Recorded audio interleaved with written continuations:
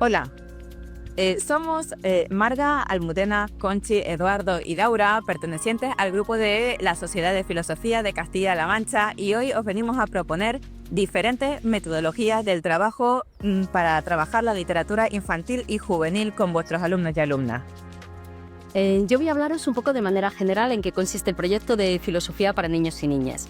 De manera general tenemos que entender este proyecto como una propuesta educativa que acerca a niños, niñas y no tan niños y niñas, ya a nuestros adolescentes, a esos instrumentos adecuados en el momento en el que comienzan a hacerse preguntas acerca del mundo. Partimos de una serie de pautas metodológicas que ayudan a despertar la curiosidad y así estimulamos el pensamiento complejo en el seno de una comunidad de investigación. Esto os lo contaré un poquito más adelante, sería el corazoncito del proyecto de filosofía para niños y niñas. Y es necesario que nuestros chicos y chicas comprendan el punto de vista de los demás, a la vez que participen solidariamente para descubrir en sí cuál es el sentido del mundo. Para este fin, haré un pequeño recorrido histórico y lo explicaré un poquito más despacito. Nos apoyaremos en un conjunto de novelas, esto es lo que nos une con el Congreso de Literatura Infantil y Juvenil, en la que los protagonistas son niños y niñas de aproximadamente la misma edad que el público lector al que se dirigen, de modo que se comparten las mismas inquietudes. Bien, pues vamos allá con el recorrido histórico. Empezamos con la primera etapa, de 1969 al año 2010, es la etapa de Liebman y Sharp. Matthew Liebman y Anne Sharp son los fundadores y la gente que se dedica a extender este proyecto y bueno, ellos parten de la idea de realmente es necesario formar a los niños y niñas en filosofía para conseguir una ciudadanía responsable y que participe de manera eficiente en esas sociedades democráticas. La primera novela que encontramos en esta etapa se publica en 1969 y es El descubrimiento de Harry. Es una novela de Matthew Liebman. En inglés el título tiene un poco más de sentido porque hace referencia a Aristóteles, pero bueno, es una novela para niños de 10-12 años en la cual Harry y sus amigos descubren la importancia del diálogo, las habilidades de pensamiento. Y bueno, nos vamos ahora al otro extremo, que es al año 2006, con la novela El hospital de muñecas, que es la última novela que publica Anne Sharp. Es una novela dirigida a un público mucho más infantil, a niños y niñas de entre 3 y 5 años.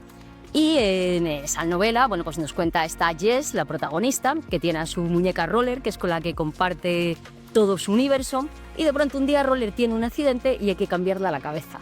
A partir de ese pequeño percance, pues Jess se pregunta cuál es la diferencia entre ser persona y ser una muñeca, la importancia de saber ponerse en el lugar de otro, la verdad, la mentira.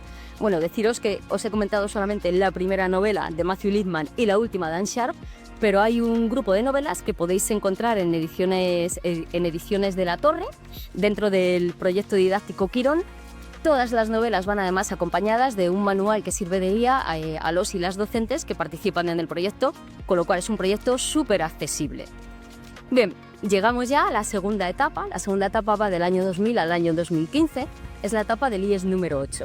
En esta etapa nos encontramos con un grupo de profes superactivos, lo que se llama el eje Móstoles-Toledo, que es donde vivían unos y otras, y lo que se proponen es hacer 3 novelas y 3 manuales que nos sirvan para cuarto de la ESO, primero y segundo de bachillerato.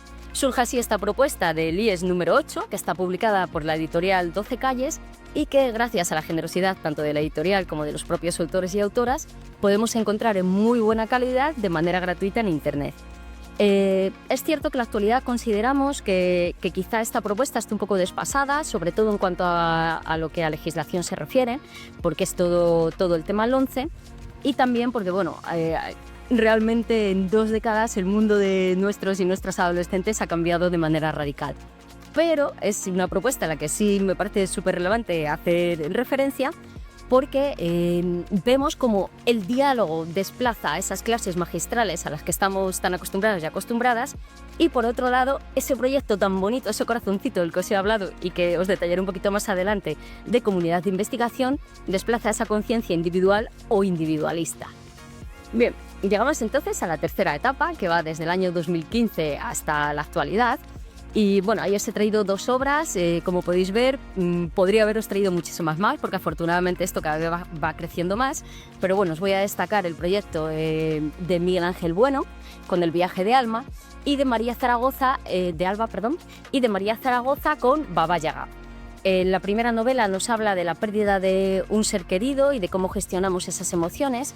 Y en el caso de la segunda novela, Baba Yaga nos cuenta una leyenda, seguro que todos y todas la conocéis, hay películas sobre esto, hay alguna súper bonita de Estudio Ghibli, en la que se hace una pequeña referencia a Baba Yaga, en la que partiendo de esa leyenda vemos realmente los secretos que se ocultan detrás. Bueno, como os he comentado, realmente actualmente hay muchísimas más propuestas para que nuestros niños y niñas empiecen a filosofar desde muy temprana edad. Tenéis un código QR en la pantalla por si os apetece ver un pequeño resumen más detallado del viaje de Alba. Es un enlace a un vídeo de YouTube en el que os cuentan un poquito de qué va el libro. Bien, ¿qué es realmente el proyecto de filosofía para niños y niñas? Lo que tenemos que tener claro es que el objetivo no es llegar a un final. Es decir, como profes siempre marcamos ese objetivo final de un examen en el que vemos lo que han interiorizado y demás.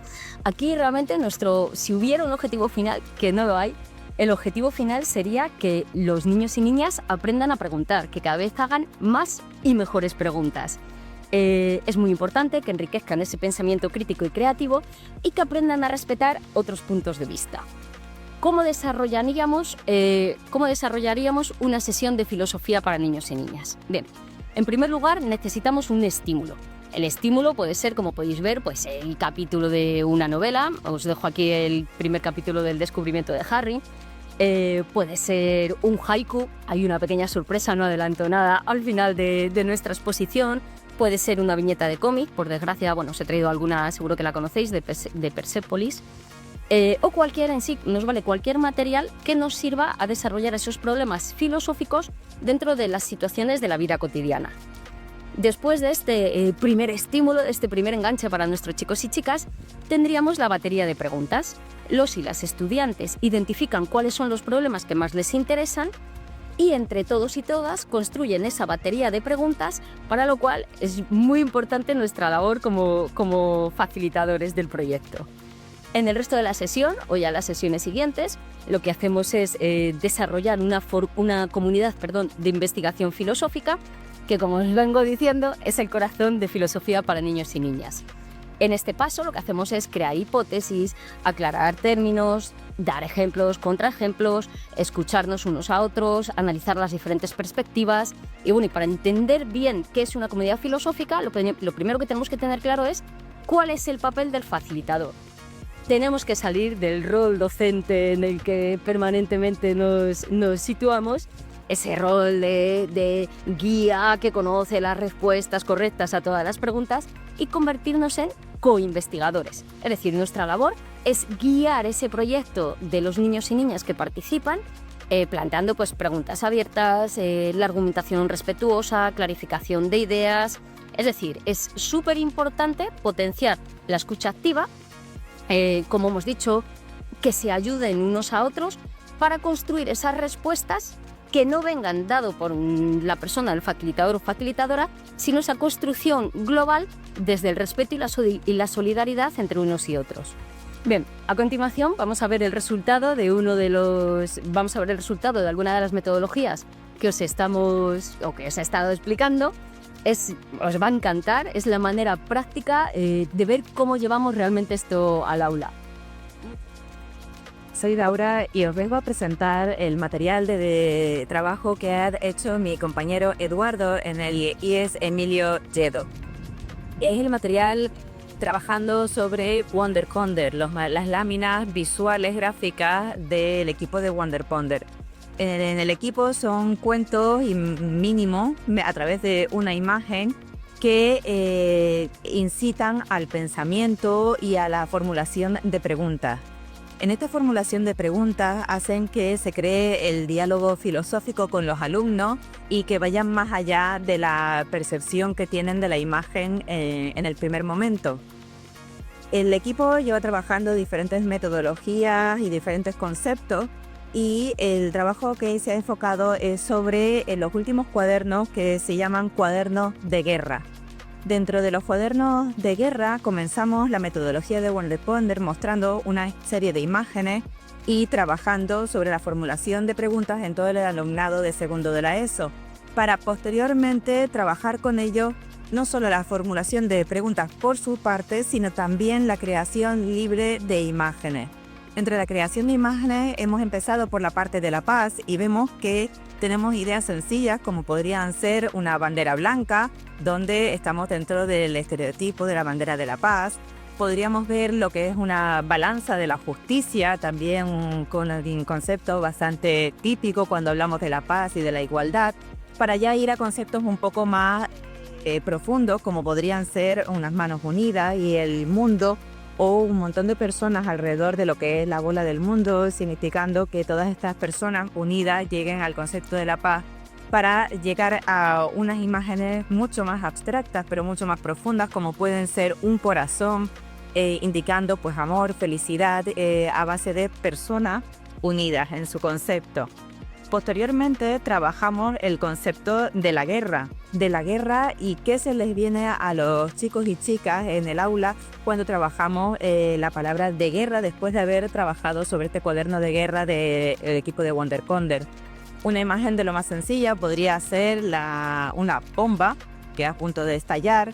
El concepto del dinero muy bonitamente aquí dibujado por los alumnos, y que es sencillo pero que al final representa tanto el concepto de las batallas por la cuestión de dinero.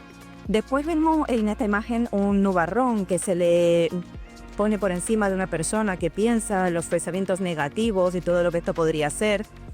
Y también podríamos llevar allá a conceptos más avanzados, como una discusión de dos personas, ¿no? De que viven precisamente a la guerra, a este motivo más profundo. Esta imagen es especialmente compleja, porque tenemos una mano que mueve títeres, precisamente los títeres, ya conceptos de política, que es el movimiento de hilos y que las personas dejan de ser ellas mismas. Y finalmente os presento lo que ya viene a la mente de la mayoría de los alumnos cuando estamos en épocas como las actuales, que hablan de misiles y pues de cómo se hacen los bombardeos y de las guerras que estamos viviendo a día de hoy. Todo esto es en lo que llevan los alumnos cuando se les presentan los materiales y las ideas gráficas de las láminas de WonderPonder. Es una de las maneras que se puede trabajar con estos materiales, aunque hay otras maneras como simplemente hacer formulación y a través de breves palabras pues llegar a nuevos conceptos o encasillar, por ejemplo, empezando con unas láminas de WonderPonder en uno de los conceptos predispuestos dentro de sus cajas de trabajo, y cambiarlas de caja pensando que después cómo abriríamos la siguiente ronda de preguntas para trabajar otros conceptos muy diferentes. Bueno, pues antes de explicar mi experiencia en sí, quiero contaros brevemente de qué trata el Visual Thinking. Esto no es una técnica para aprender a dibujar bien, se trata de traducir conceptos abstractos a formas visuales. Se trata de desvelar, de hacer visible el pensamiento. Aquello que se queda en la cabeza no lo entendemos, hay que bajarlo al papel, a la forma real. Entonces, en ese proceso de decidir qué plasmo, cómo lo hago, con qué imágenes, pues esto en sí ya es una forma de pensar y aprender muy diferente de la que utilizamos a diario en las aulas. En mi caso lo valoro sobre todo porque ayuda mucho al alumnado a organizar, a jerarquizar, a relacionar ideas. Es decir, yo tengo claro que si no entiendes un concepto de verdad, no puedes plasmarlo de forma visual, de ninguna forma. Trabaja la memoria visual, trabaja la comprensión, la participación, la creatividad. Esta cosa que nos dicen los alumnos y las alumnas: profe, yo es que no soy creativo, no soy creativa. Claro que lo eres, pero se te ha olvidado cómo serlo. Como dicen los ingleses, think out of the box. Vamos a pensar fuera de la caja y hacer cosas de forma diferente. Y es verdad, y hay una cosa de conexión con el alumnado, y es que los chicos y chicas de ahora procesan la información de forma mucho más visual, y esto es así. Y hay que trabajar con esto. ¿Por qué he querido hacer esto en bachillerato? Porque los contenidos son mucho más abstractos y su cerebro está ya preparado para ello. Voy a hablar de esto ahora. Decidí trabajar con el tema de metafísica porque me gustan los retos. Es el tema más complicado del bachillerato desde mi punto de vista y decidí hacerlo a final de curso porque el cerebro ya está preparado después de haber hecho todo un proceso de plasmar pensamientos, argumentos, de meter la pata, preguntar cosas. No pasa nada, todas las preguntas son importantes. Entonces, ¿cómo lo llevé a cabo? Primero, dimos lo que era la explicación, que yo no hago una explicación tradicional, por eso no digo clase teórica, porque mis clases siempre tienen que ver con el diálogo y me gusta mucho preguntar y tengo la manía de que mis alumnos me respondan y mis alumnas. Y llegó un momento en el que les dije, bueno, a partir de ahora tenéis que trabajar vosotros. Yo os facilito el material, vuestras cartulinas, A3, A4, les llevé todo el material que quisieron ellos. Podían, por supuesto, traer su propio material, pero quise facilitárselo al máximo. El único requisito era hacerlo en el aula. ¿Por qué hacerlo en el aula? Porque yo quería ver todo ese proceso de pensamiento y no quería que lo hicieran otras personas por ellos. Entonces, el primer paso fue hacer un esquema de ese tema. Ellos podían utilizar libros, utilizamos el material de Wonder Ponder, del que ha hablado antes nuestro compañero Eduardo, la historia visual de la filosofía de Masato Takana, que es maravillosa, por cierto, la recomiendo mucho. Y ellos podían usar IAs, la IA utilizada de esta forma me parece una fantasía, lo que quisieran, pero tenían que hacer primero un esquema en el que tuvieran claro qué querían plasmar y luego cómo hacerlo. ¿Qué pasó? Que lo testaron mucho al principio, especialmente la gente de ciencias. Oye, no nos gusta, preferimos un examen. Bueno, llegó un momento de superar esa incertidumbre que como maestros y maestras tenemos que acompañarla y de repente fue mágico, porque lo que vi fue precioso. Yo les dejaba escuchar música, les dejaba hacer lo que quisieran, pero tenían que trabajar delante de mí. Entonces el aula se transformó en un espacio de trabajo. Unos hablaban, otros debatían sobre filosofía, otros escuchaban música y poco a poco iban dibujando la sustancia, iban dibujando la diferencia entre lo material y lo inmaterial, la res cogitans de Descartes plasmada en un dibujo. Fue tremendo, fue un trabajo de abstracción brutal, con una comprensión profunda del tema. Y lo más bonito fue ver que iban tomando conciencia de su propio pensamiento, que pasaron del no puedo hacer esto a ¡buah, profe, qué pasada, esto es maravilloso!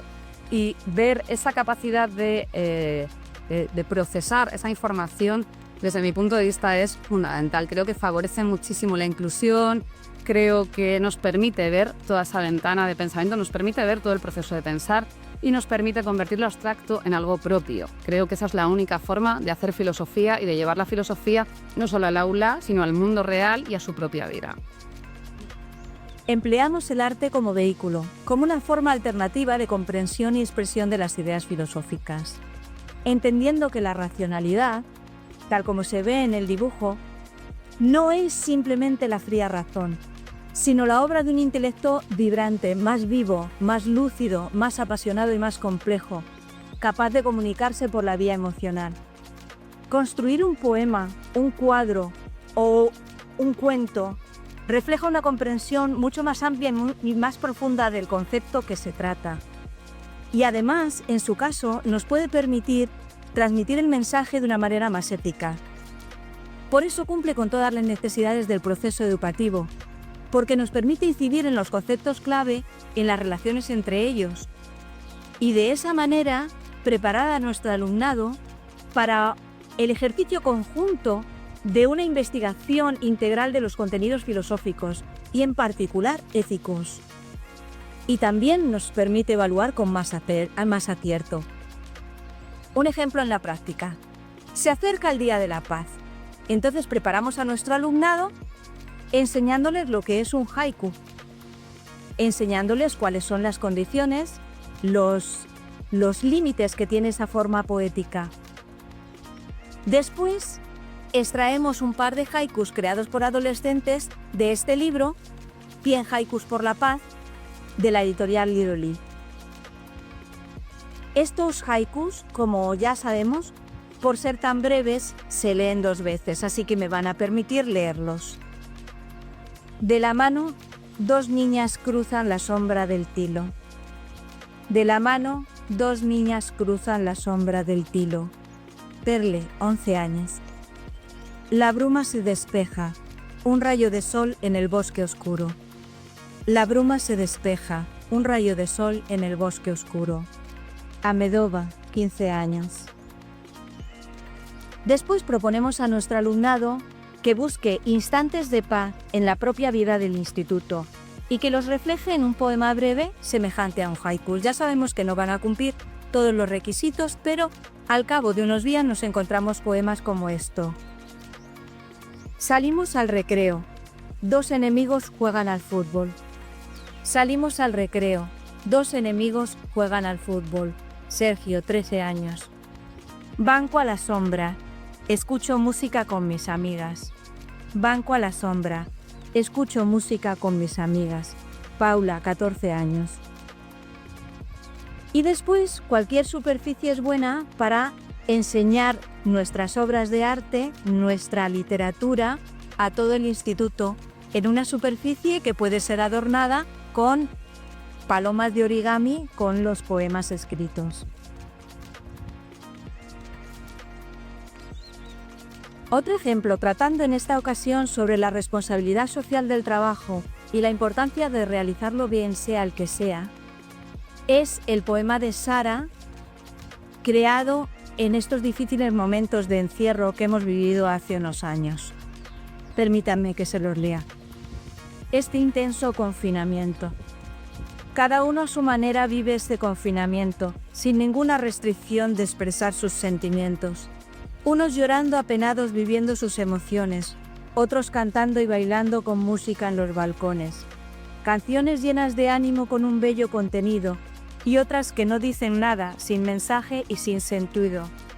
Por delante mi respeto si es que así lo han decidido, pero un respeto mayor a los que han fallecido. ¿Qué pensarán las familias de todos los que se han marchado? Querrán vivir este duelo con los oídos tapados. Que se han ido sin un beso, sin un consuelo ni un abrazo de todos sus familiares a los que quisieron tanto. Con un amor muy cercano de los que los han cuidado, que en los últimos momentos les agarraban de la mano. Esperamos que os haya resultado interesante y sobre todo útil nuestra exposición sobre diferentes metodologías y materiales para trabajar con el alumnado dentro de las aulas y poder trabajar la literatura infantil y juvenil desde otro punto de vista mucho más gráfico y creativo. Es una parte del trabajo que hemos hecho estos últimos años en el grupo de filosofía para niños y niñas dentro de la Sociedad de Filosofía de Castilla-La Mancha. Nos podéis contactar en el correo electrónico y formular todas las preguntas que deseéis. Estamos abiertos incluso a colaboraciones y a tener vuestro feedback de cualquiera de las formas. Encantados y ha sido un placer.